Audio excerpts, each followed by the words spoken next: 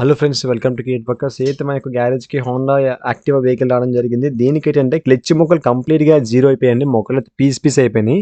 నేనెప్పుడు ఈ విధంగా చూడలేదు.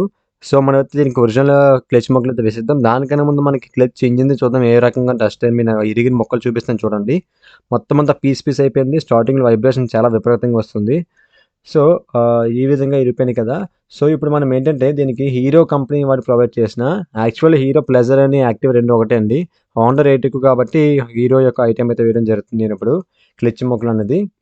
సో, పర్టిక్యులర్ అయితే క్లీన్ చేసేద్దాం. క్లీనింగ్ అనేది నేను వీడియోలో పెట్టట్లేదు. మీకు ఎర్లీగా క్లోజ్ చేస్తున్నాను. సో, ఇదండి మన హీరో వాడు ప్రొవైడ్ చేసిన క్లచ్ మొక్కలన్నవి. చాలా అంటే చాలా కాస్ట్ అండి. అయితే ఈ రకంగా ఉంటదనుకోలేదు. కాస్ట్ నియర్లీ ఒక 800, 900 దగ్గర ఉంది. సో, క్లచ్ ముక్కలు మాత్రమే ఇస్తారు. స్ప్రింగ్ కాదు కదా! కనీసం ఒక చిన్న పేపర్ కూడా ఎక్స్‌ట్రా ఇవ్వడు.